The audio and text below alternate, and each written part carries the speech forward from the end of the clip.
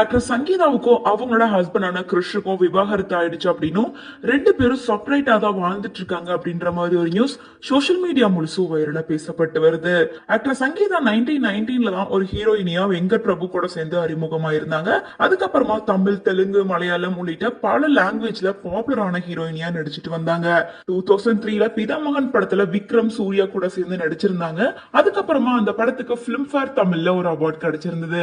அதை தொடர்ந்து உயிர், தனம், மன்மத அம்பு உள்ளிட்ட பல படங்களை நடிச்சிருந்தாங்க. அதுக்கப்புறமா 2009ல கிறிஷ லவ் பண்ணி மேரேஜ் பண்ணதுக்கு அப்புறமா எந்த ஒரு மூவிலும் கமிட் ஆகாம தான் இருந்தாங்க.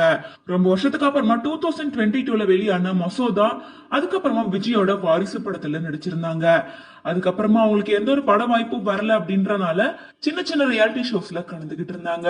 ரீசெண்டா 90s ஆக்டர் ரியூனியன் பண்ண பார்ட்டி அண்ட் ட்ரிப்ல கூட கலந்துகிட்டாங்க. அதோட பிக்சரையுமே ஷேர் பண்ணிருந்தாங்க. அதுல மீனா, பிரபுதேவா, சிம்ரன், டாக்டர் சங்கர் உள்ளிட்ட பல ஆக்டர்ஸ், டைரக்டர்ஸ் கலந்துகிட்டாங்க. சோ அதுக்கப்புறமா அவங்களோட இன்ஸ்டாகிராம் பேஜ் பார்த்த ஃபேன்ஸ் பலருக்குமே ஷாக்கிங்கா தான் இருந்திருக்கு. ஏன்னா ரொம்ப நாளாவே ஹஸ்பண்ட் கூட எடுத்துக்கிட்ட எல்லா பிக்சரையுமே டெலீட் பண்ணிருக்காங்க. லாஸ்ட் 6 மந்த்ஸாவே ஹஸ்பண்ட் கூட எடுத்துக்கிட்ட எந்த பிக்சரையும் ஷேர் பண்ணவே இல்ல. அதே போல அவங்க நேம் வந்து சங்கீதா கிருஷ் அப்படின்ற இடத்துல சங்கீதா ஆக்டர் அப்படின்னு மாத்திருக்காங்க.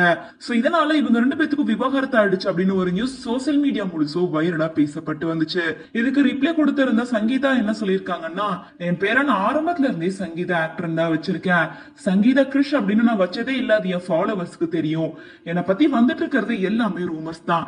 எனக்கு விவாகரத்து ஆக போகுதுன்னு பேசிட்டு இருக்கீங்க. நீங்க சொல்லிதான் எனக்கு விவாகரத்து ஆக போகுது அப்படின்ற விஷயமே தெரியும். சோ எங்களுக்குள்ள எந்த பிரச்சனையும் இல்ல. எங்களை பத்தி வந்தது எல்லாமே ரூமர்ஸ் அப்படின்னு விளக்கம் கொடுத்திருக்காங்க.